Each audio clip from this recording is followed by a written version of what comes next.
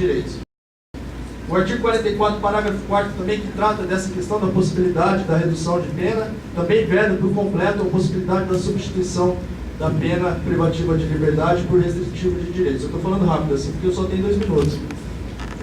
Também acho que não é possível, porque a lei de crimes hediondos, ela estabelece, a lei de crimes hediondos é aquela lei da Glória Pérez, que foi editada na época que a filha dela, aquela atriz da Globo, faleceu, que trouxe um tratamento mais duro para os crimes hediondos. Ela veda, aliás, ela estabelece que nos crimes de tráfico e nos crimes hediondos a pena será cumprida inicialmente em regime fechado. Ora, se a pena vai ser cumprida inicialmente em regime fechado, significa dizer que ela não vai ser cumprida em nenhum tipo de regime aberto, ou de prestação de serviço comunitário, ou de pena alternativa. Regime fechado.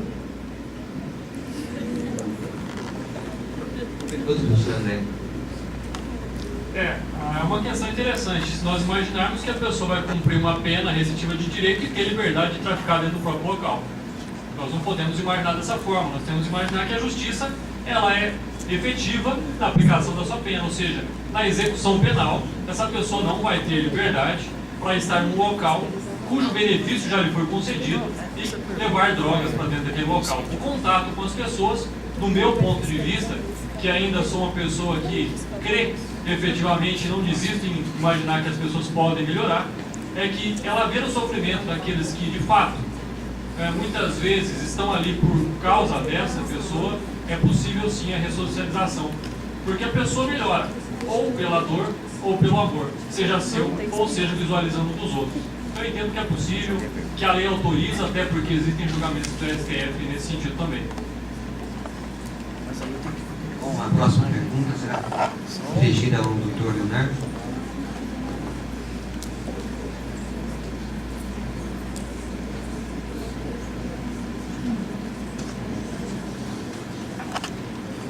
Pergunta é a seguinte: o senhor, como operador do direito, é a favor ou contra a substituição de pena privativa de liberdade por restritiva de direito nos crimes de tráfico de drogas? E por quê?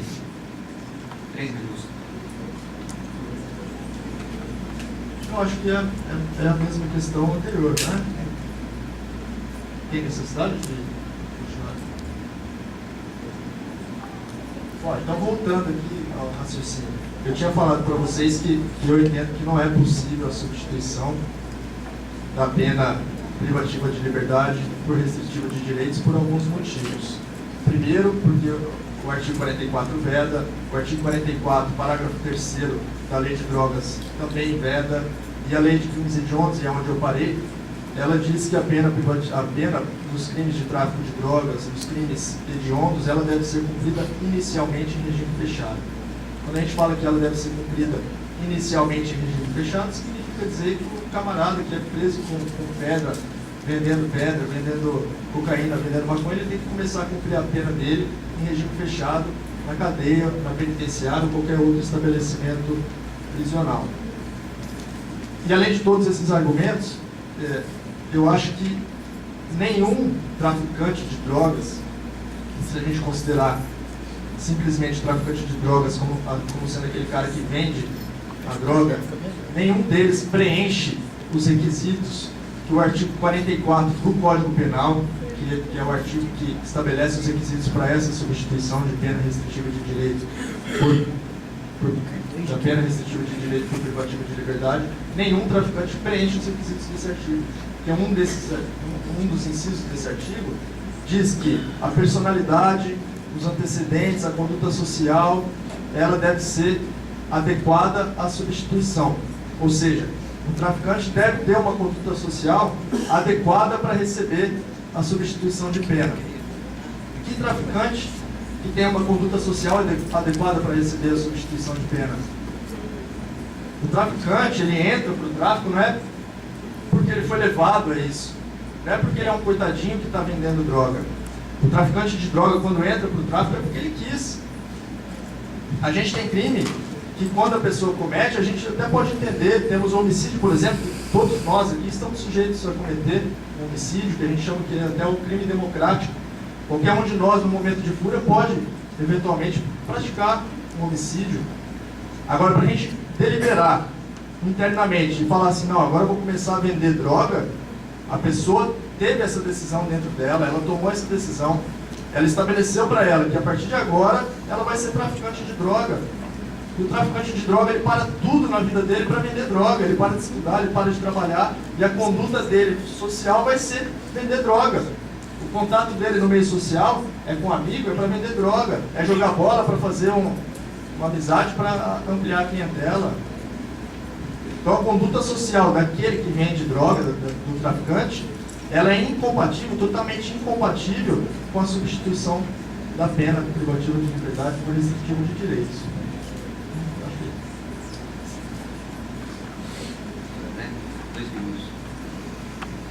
Como expôs o promotor de justiça, na verdade é uma questão que vem para complementar as questões anteriores. E eu, da mesmo modo, eu não poderia agora fazer diferente. Eu entendo sim que é possível a aplicação dessa pena restritiva de direito nesses casos onde a pessoa é presa por tráfico. É diferente, como eu venho insistindo desde o início, nós entendermos a pessoa, os critérios desse traficante, individualizar cada um. Cada qual tem sua conduta, cada qual tem a sua potencialidade lesiva, cada qual abrange uma parcela da sociedade diferente. Ou seja, como eu disse, para aquele traficante que tem transporta para um Fernandinho Beiramar, para um Marcola da vida, é uma situação. Para uma pessoa que fez uma viagem ao exterior para buscar determinada quantidade de comprimidos, de êxtase, ou de maconha, ou de crack, para aquelas pessoas que são aliciadas na favela, para os meninos do tráfico, para os aviãozinhos, nós não podemos entendê-los que todos devem ser condenados com os mesmos rigores da lei. Se parou de estudar, aplique uma pena, então, restritiva de direito, para que ele trabalhe num projeto social e volte a estudar, comprovado nos autos por notas e assim por diante, que o Estado incentive ele a retomar a sua vida anterior, que lhe dê a possibilidade de não mais fazer parte do tráfico. Ou seja, a individualização da pena, a individualização da conduta e a individualização da pessoa são pontos fundamentais para minha convicção de que é possível a aplicabilidade da pena restritiva de direito.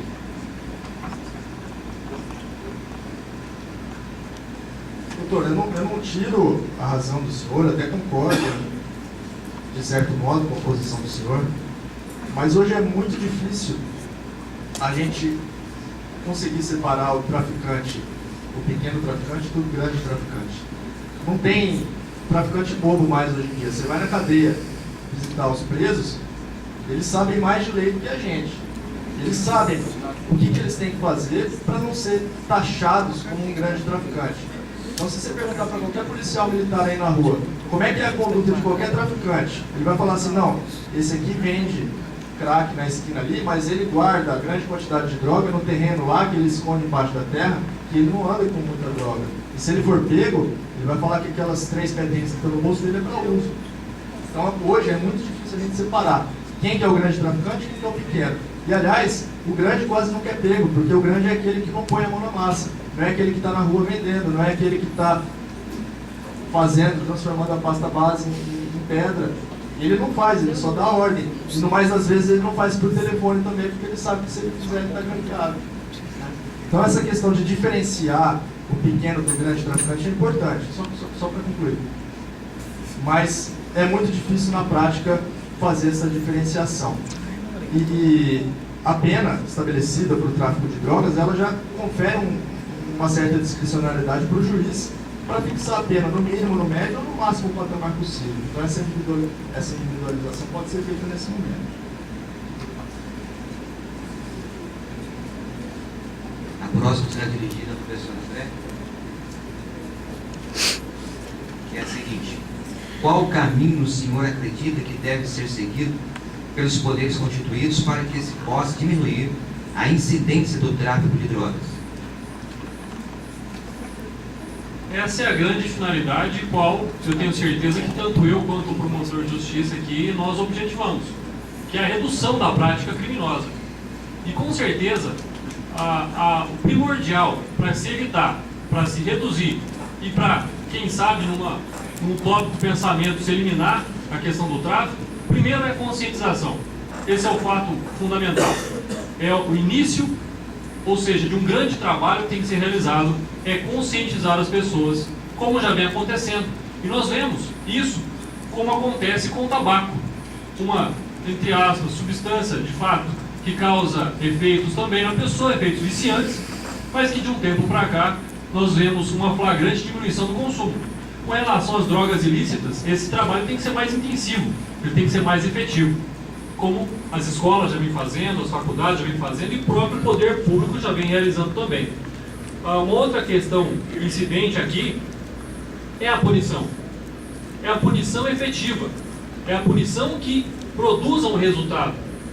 Porque do nosso ponto de vista, e nós não divergimos em todas as questões, quanto eu e o promotor de justiça, porque nós buscamos sempre a mesma finalidade, que é a diminuição do crime e a punição justa ao condenado, mas sim, é a aplicação da pena que tenha por base, que tenha por finalidade ressocializar. E esse é o ponto-chave que eu sempre bato, porque nós temos sempre que acreditar que a pessoa pode melhorar. Por quê? Eu prender ela, ele começar no regime fechado, ficar no meio dos presos, ficar numa penitenciária, e depois eu recolocar ele na sociedade depois de 1 ano e 8 meses, depois de 2 anos, depois de 6 anos, ou seja, o que a cadeia contribuiu? Foi só pena? Foi só punição? Mas e depois? A sociedade vai receber essa pessoa de que forma? Como ele vai ser absorvido pelos meios sociais? Então ainda eu prego que a substituição, em determinados casos, não são todos também, em determinados casos, a substituição da privativa de liberdade, da pena corporal, por uma restritiva de direito, em muitos desses casos ela é mais efetiva e ela contribui muito mais para a realização da própria justiça.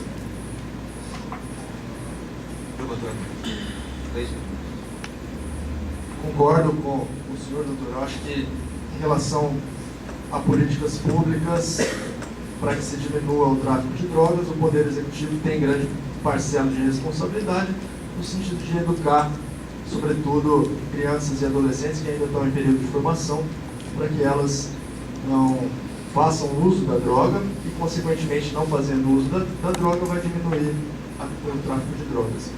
Eu só acho que, às vezes, as campanhas que existem hoje em dia são um pouco tímidas. As campanhas contra o tráfico, contra o uso, são normalmente não use drogas, pare, faz mal. Isso eu não sei se tem alguma eficácia prática. O adolescente de 12, 13 anos que está começando a vida, ele não vai dar ouvidos para uma campanha desse tipo. Eu achei até interessante o que o senhor falou da campanha de tabaco. Estava até lendo uma reportagem outro dia, depois que passaram a figurar nos maços de cigarro aquelas fotos com o rapaz com enfisema pulmonar no hospital, um cigarrinho, né, impotente, parece que, coincidentemente ou não, diminuiu o uso de tabaco na população brasileira. Eu acho que tem que ser assim, uma campanha mais efetiva, uma campanha mais drástica, uma campanha que impacte mais naquele que está propenso a começar a usar droga, o que vai estimular o tráfico de drogas.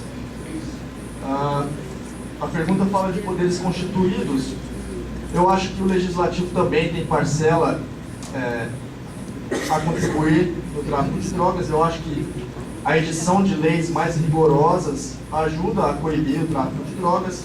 Essa lei nova que nós tivemos, de 2006 a 11.343, ela deu um tratamento mais rigoroso para o traficante, mas ao mesmo tempo que deu um tratamento mais rigoroso, ela deu o parágrafo 4º quase que de mão beijada para os traficantes, e hoje um traficante primário e de bons antecedentes, ele recebe uma pena de 1 ano e 8 meses. Ao passo que na lei anterior, na 6368, a pena mínima era de 3 e não havia essa causa de redução de pena. Eu acho que a edição de leis mais rigorosas e mais drásticas para o traficante ajudaria a coibir. De fato, a campanha tem que ser mais impactante. Isso é um fato que é incontestável.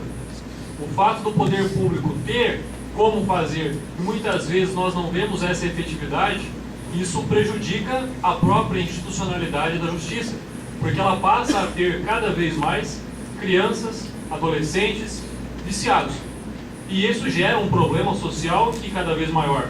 E quando a pessoa ele é viciado e não tem dinheiro para comprar drogas, isso gera outros crimes. Gera o furto doméstico, gera o roubo de outras instituições, e muitas vezes ele passa a trabalhar para o próprio tráfico, assim, para subsidiar o seu vício. Ou seja, então essa pessoa, e agora com relação a sua incorporação ao tráfico, ela não teve a opção de ser traficante, nesse caso específico que eu falei agora. Por isso ela tem sim que ser tratada diferenciada, tem que ter a tutela do Estado e a crença da sociedade. Vamos à sexta pergunta. Será dirigida ao promotor, Dr. Gilberto.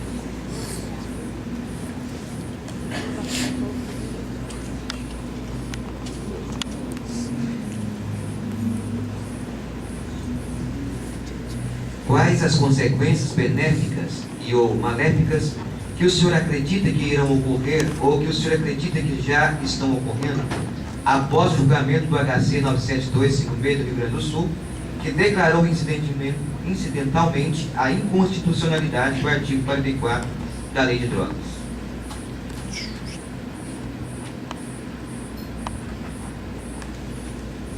Só para que todo mundo entenda a pergunta, esse HC foi um habeas corpus julgado no STF, é um controle difuso de constitucionalidade, né? É aquele HC que tem efeito só para aquela parte que está litigando, no caso específico do habeas corpus, não tem efeito erga omnes, não gera efeito para todos os outros poderes constituídos. Esse HC, de fato, declarou inconstitucional aqueles dispositivos que eu até comentei aqui antes, que vedavam a substituição da pena privativa de liberdade por restritiva de direitos. Entenderam os ministros, se eu não me engano foi por 5-4, porque um deles estava ausente, que a vedação legal da substituição da pena é inconstitucional. Então, o que entendeu o STF é que aqueles artigos que eu citei para os senhores é inconstitucional e que, portanto, é possível a substituição da pena privativa de liberdade por restritiva de direitos. E a pergunta faz referência a quais consequências benéficas ou maléficas que isso vai trazer para a gente. As maléficas eu acho que são muitas, porque hoje a gente sabe que os juízes inferiores, os tribunais inferiores e os juízes de primeira instância, eles julgam muito, mas muito mesmo com base em jurisprudência. E uma jurisprudência paradigmática como essa do STF vai fazer um efeito cascata, embora eles não estejam obrigados a julgar dessa forma, porque foi uma decisão de controle difuso, vai trazer um efeito cascata em que todos os juízes vão passar a conceder a substituição da pena privativa de liberdade por restritiva de direito. Eu acho isso ruim, porque também vai trazer como consequência a colocação de inúmeros traficantes na rua, não só os que praticarem o tráfico a partir de agora, como aqueles também que já foram condenados e estão presos, porque eles vão começar a entrar com HC, agravo em execução, e vão invariavelmente conseguir a liberdade no tribunal e vão passar a prestar serviço comunitário e prestar cesta básica para a entidade beneficente. Aqui em Turama eu não tenho os dados concretos, mas eu imagino que temos 120 presos, no mínimo uns 50 devem ser traficantes, e desses 50, no mínimo uns 30 devem ser do parágrafo 4º que fariam jus à substituição. Imagina os senhores 30 outros traficantes, além dos que a gente já tem na rua hoje, em Iturama. São 30 pessoas a mais vendendo droga. Isso vai fomentar o uso da droga entre nós, entre aqueles que são usuários. E isso vai fomentar também, como o doutor André já falou, a prática de furtos, a prática de roubos, a prática de receptações, porque esses usuários eles fazem de tudo para conseguir a droga. Consequência benéfica, talvez eu acho que tenha uma que vai ser a retirada de presos da cadeia, e ela vai deixar de ser tão superlotada como hoje o é. 2 minutos. A consequência mais benéfica que gera essa possibilidade, ou seja, essa decisão, é a liberdade do juiz analisar o caso concreto. Ou seja, ele não precisa mais ficar vinculado apenas ao texto legal, apenas à letra fria e morta ali, contida no código. Ou seja, passa ele sim a ser aquela pessoa que é instituída pelo Estado a julgar, a analisar a lei. Ou seja, não quer dizer que vão ser colocados na rua. Quer dizer que o juiz pode se valer também desse entendimento para aqueles casos que ele entender como possíveis e sim conceder esse benefício dessa substituição de pena. Então não é um fato de que todos vão conseguir. Ou seja, dentro dessa ótica, nós damos mais liberdade, mais crédito àquela pessoa instituída num poder público, ou seja, instituída no seu direito de prover a justiça, e sim, ele tem uma maleabilidade maior da análise do caso concreto. Então esse é o ponto positivo, é dar critério, é dar valia à decisão do magistrado, porque nós temos que sim que acreditar que a justiça acontece, e que ela acontece próxima de nós. Pessoas talvez que estejam presas não deveriam estar.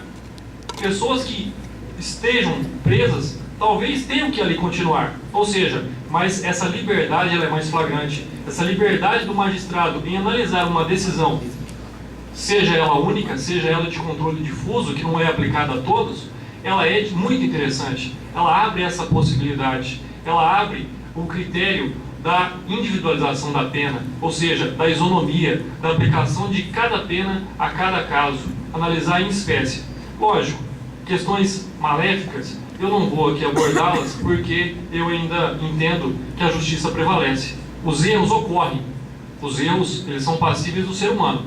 Se alguma pessoa for colocada em liberdade não tendo assim o direito, isso faz parte também da justiça.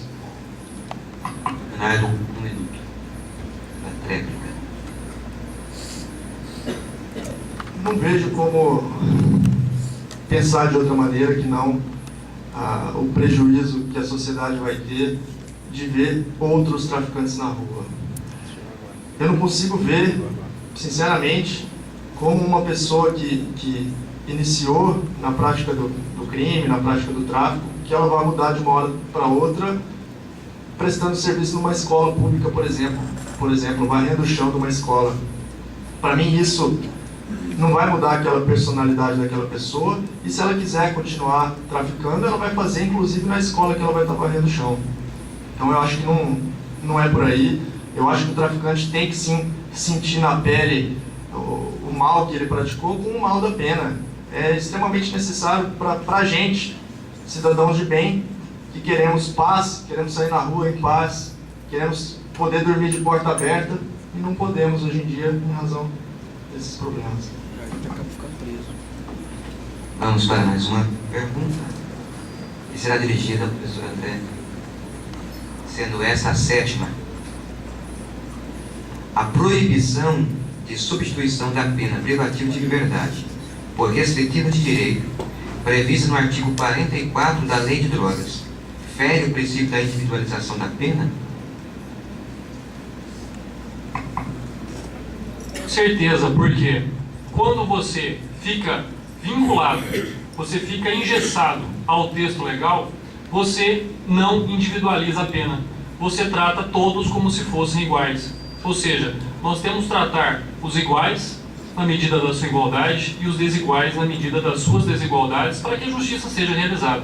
Ou seja, então dentro desse critério, se nós medirmos todos pela mesma régua, nós estaremos aplicando penas severas demais àqueles que não merecem, àqueles que têm sim a chance da ressocialização, e estaremos às vezes aplicando penas leves ou penas que não contribuem ao seu critério punitivo de fato ao traficante instituído, aquela pessoa que está engajada e que de fato não é passível do convívio social. Então nós temos que sempre ter a consciência de que a pena privativa de liberdade ela deve ser aplicada para aqueles que a merecem.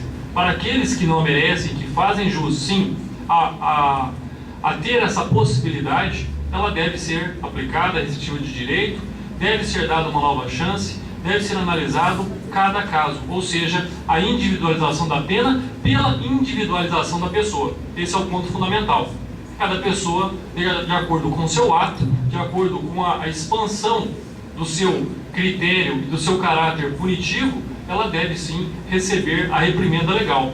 Agora, não podemos entender que todos os traficantes são iguais. Não podemos entender que todas as pessoas que cometem um mesmo crime são iguais. Até porque, se nós avaliarmos num paralelo entre homicídios, nós sabemos que existem as excludentes de licitude e assim por diante. No caso do tráfico, também, de acordo com o meu entendimento, nós não podemos ter essa generalidade na aplicação da pena, e sim a individualidade. Até porque o Código Penal, também no seu artigo 44, a Constituição Federal prevê o princípio da isonomia, prevê o princípio da individualização da pena. Se pensar dessa forma, a lei, de fato, ela é inconstitucional em alguns dos seus pontos.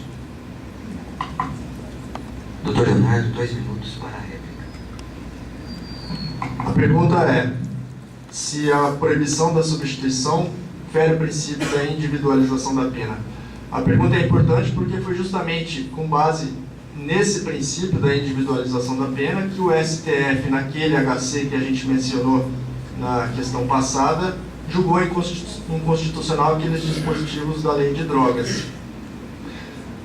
Eu tenho para mim que o princípio da individualização da pena ele é muito maior do que apenas a possibilidade do juiz individualizar a pena no momento da aplicação dela. A individualização da pena ela deve ser vista em vários momentos. Primeiro, para o legislador, quando ele vai estatuir o crime, ele vai pensar na individualização da pena na hora de pensar no preceito secundário do crime, na hora de estipular a pena. Esse princípio também é dirigido para o juiz na hora de fixar a pena. Ele tem que individualizar a conduta de cada um e individualizar a sanção que vai aplicar para cada um. E ele também, o princípio da individualização da pena, também deve ser respeitado na execução penal.